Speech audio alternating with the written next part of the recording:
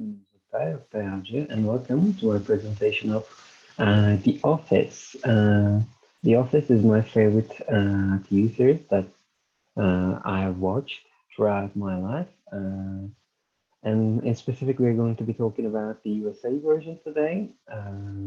If you haven't watched it, I highly recommend watching it. Uh, but I'm going to give you some information about it right now, so you can make up your mind throughout my presentation. So let's look at the outline first. Well, what we're going to be talking about today is that we're going to be talking about the British counterparts of the series. As I mentioned, I'm going to be talking about the USA version. So this means that there is an original version, and that original version is the British one. So we're going to be looking at the British counterpart. And as I mentioned, this is a version of the British one. So there are numerous remakes. So we're going to be looking at them also. And after that, we're going to be talking about the premise of the show. And at the very end, we're going to look at the main characters, mainly, of the show, in order to give you some idea of what the show is like. So let's start with the British counterpart. Well, British counterpart, or The Office UK, was created by Ricky Gervais. Well, if you don't know who Ricky Gervais is, he's a brilliant stand-up artist. He's a brilliant comedy actor, comedy writer. He was also the executive producer of the American version of The Office as well. So he created his original Office in 2001 with Stephen Merchant. Uh, and this show was a mockumentary comedy show. So what does that mean is that a mockumentary, as you can understand from its name, that it just mocks documentary. Well, the show itself is a documentary. The show itself is done by a fictional documentary crew, and it just looks at the daily lives of this people who work in the office itself. So a mockumentary is just basically a documentary mocking kind of thing. Well, the show itself revolves around the fictional paper company called Vernon Hogg in Slough and in Britain, of course. And it just focuses on the topic of, how do people in this paper company get on with their daily lives? What's their backgrounds? What's their future is going to be like? What's their daily dramas and such? And they try to depict these people in a funny and hilarious way. I haven't watched the British Office, the original Office itself. I've only watched the American version of it. But as far as my research, this building that you can see from the background is actually the office building that they have used for the original UK series. So, the show itself was a relatively short one. If I'm not mistaken, the show itself was uh, 2 seasons and 14 episodes. Yeah. Uh, it also says here that the show lasted for a total of like 2 seasons and 14 episodes.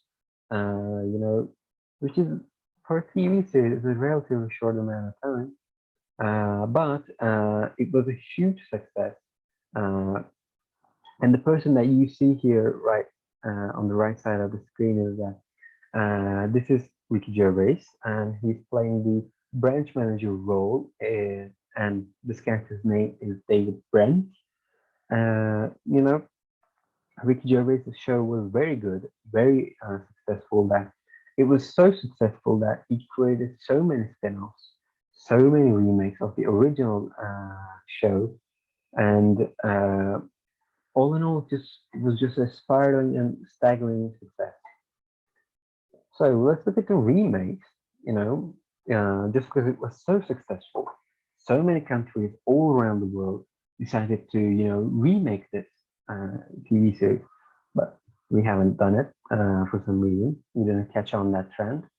But from Canadians to Indians to Chileans to Polish ones. Uh, Everyone tried to get a slice of this pie, shall I say?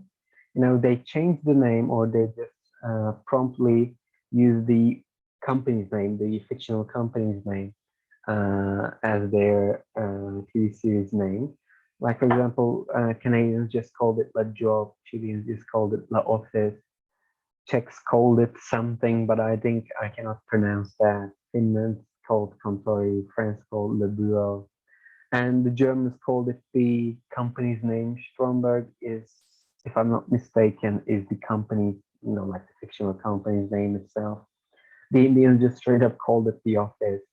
And the Polish ones, if I'm not mistaken, yes, the Polish one was the latest one that was created, and it still goes on today.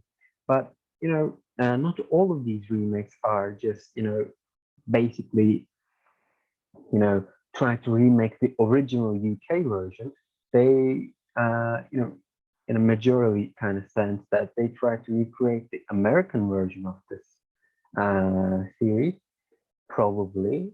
But, they're all still based on the original UK version, but with heavier influence coming from the American version.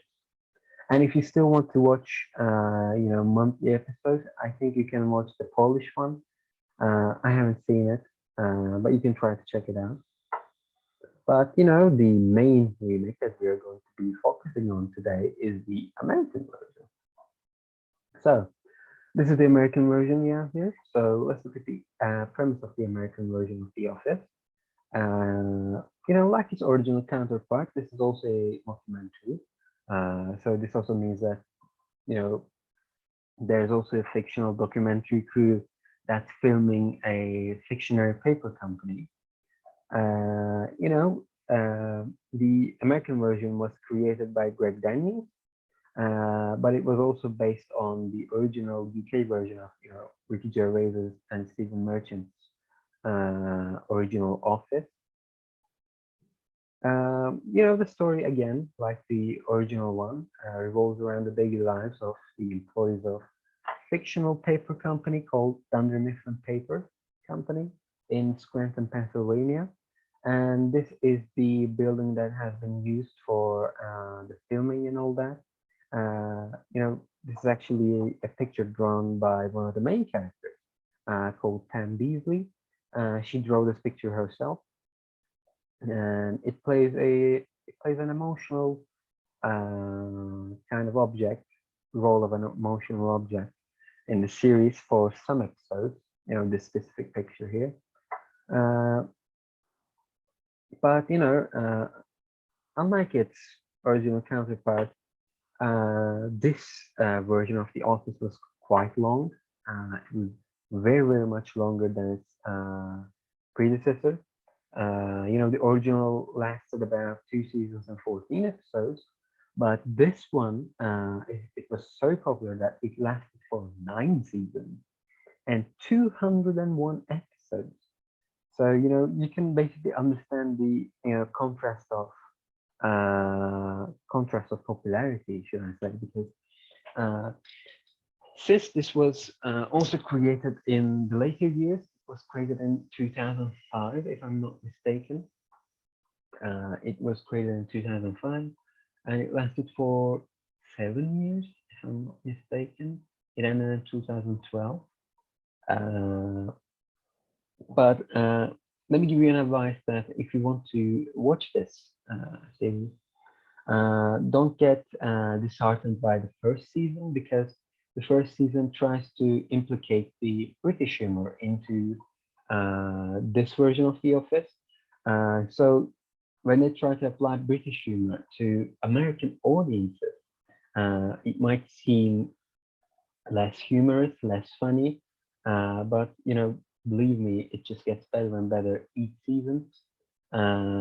My favorite seasons are just probably the fourth and the fifth season, maybe sixth as well. But after that, after seventh season, it just goes downhill. But don't worry, like there are like 201 episodes and 9 seasons and all. but the episodes are just short. The first seasons are the first episodes of the first seasons are a bit longer. They're about 40 minutes per episode, but the first seasons are basically just 12 to 14 episodes per season. But after that, it just gets 24 to 25 episodes a season, and the duration of the episodes just, halves from 40 minutes to 20 minutes. So just, if you decide to watch it, it just, goes on pretty fast and pretty smoothly. So let's look at the characters. Let's look at the main characters. This is Michael Scott, as you can see from here. He's a bit goofy. We can understand from the picture itself. And he is the equivalent of David Brent from the original one. He's the branch manager of the fictional paper company called Dunder Mifflin. Uh, and this guy is just anything and everything but serious. He's just funny, he's charming, and he can sometimes be skilled about what he does. He was previously a salesperson, but then he became a what was the word? A branch manager. Yes, a branch manager. He became a branch manager. He's not really good at his job, but when push comes to shove, should I say, when things get serious, he becomes more and more skillful. He becomes more and more on top of things, and he can become a very reliable and resourceful person. And another thing about him that he doesn't want to be alone when he gets old. He wants to be around with friends and family. So what he does in order to accomplish this is that he wants to, or he, how should I say, he sees his employees of the office as his own family members. So he sees all of them as his family members, and he acts as a some sort of a father figure for all of them, or just some of them, because there are some older people other than him. And although he sees everyone in the office as his family, he hates Toby Sanderson, who is also part of the office itself, with a burning passion, should I say. Well, I'm going to mention Toby Sanderson at the very end again, so let's talk about it in there. And then we have another main character, uh, one of the funniest characters in the whole series is Dwight Schrute. Well, Dwight is a hardworking and and a little bit of kind of a naive person in the series. He is the assistant to the regional manager, but his sole purpose in life is just to become the branch manager of this fictional paper company called Dunder Mifflin. He wants to be branch manager, the same position as Michael Scott. And although throughout the series he has some opportunities to take his place, but just because Dwight and Michael Scott get along so well, he just decides not to, I guess. So he's also in some sort of a love and hate kind of relationship with like the whole office itself. But this love and hate kind of relationship heavily is being heavily showed on Jim Halpert. We're going to talk about it later. Their relationship is a bit weird, should I say. They're like friends and enemies. Frenemies, we can call them. They're like friends and enemies. They get along. They have been, uh, what's the word for it? Work colleagues for tens of years, for more than 10 years, if I'm not mistaken. He has his own beet farm and he runs a bed and breakfast, sorry, in that beet farm as well. And he is just mostly the target of most of, he's the target of most of Jim's pranks, Jim Halper's pranks. And as you can see from the image itself on the left here, a bit violent. Oh, sorry. He's a bit violent uh, because of his upbringing, should I say. It's a bit sad, but violence is not funny, in any kind of situation, but they somehow made it funny in here. And then we have Jim Halpert. Jim Halpert is the office funny guy, office prank guy. He's a very charismatic and funny guy in the office. Uh, he's a very resourceful and reliable person, but he becomes a very resourceful and reliable person when he needs to. He's generally a flapper. He just doesn't do his job. But what he does is basically that he just pulls prank on Dwight and hangs around in reception and talk with Pam Beasley. Uh,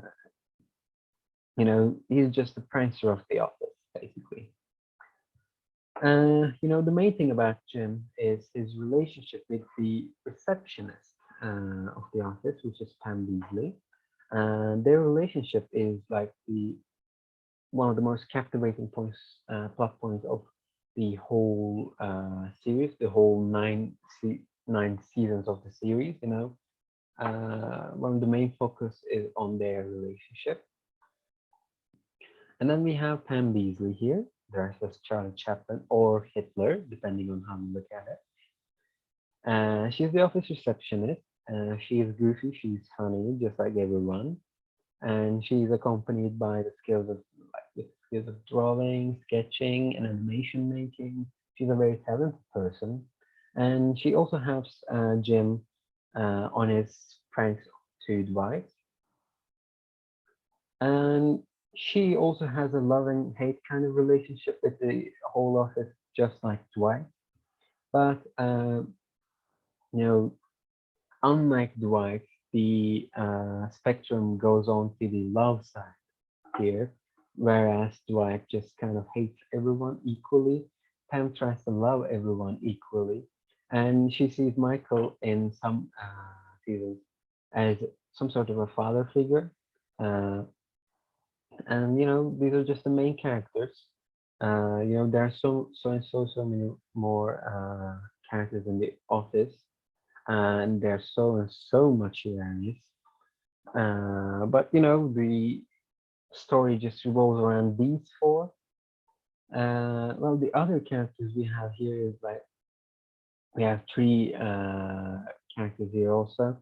There are so many more characters, side characters, yes, but the story just doesn't revolve around them. They're just they just have funny one-liners. They just have funny interaction. What's the word for it? So I forgot. They're just basically funny in general, but the story doesn't focus on them. So let's look at the characters here. The first character that we have here is Toby Flenderson, as I mentioned in the slide of Michael Scott. Toby Flenderson is the human resources representative of the office. Well, and just because he is a human resources representative, this basically means that he is technically not part of the office itself, the office building itself, but he's part of the corporation that owns this office. So why Michael hates this Toby character is because of that. He belongs to the corporate, and Michael doesn't see the corporate as his family, so he just basically hates them with all he has got. He hates them with a passion, and Toby is just basically the sound of reason. He's the chillest. He's the most chill, or should I say, he's the most chill person that you can find throughout the whole office. He has his own passions and all that, but they don't get touched upon that much. And at the middle, we have Stanley Hudson, who is this guy is basically just the main two things that motivates him is just basically Sudoku or just anything that involves any puzzles, like word puzzles, crosswords. I don't know if that's the name. Anything that involves puzzles, he just loves them. He's pretty decent at his job, but he's just not kind of interested in this whole office drama, office daily relationships and all that. He's just there to do his job and do his word puzzle. And another thing that motivates him is just his foods. Anything that involves eating is just a good thing to motivate him. Uh, and that's basically about him. He has just so many funny one-liners and all that. Uh, Overall, he's just a pretty funny character. And at the very end, I have uh, this is my like favorite side character. His name's Creed Bratton. He's just I don't know how to describe him. He's probably a psychopath and he's probably a murderer.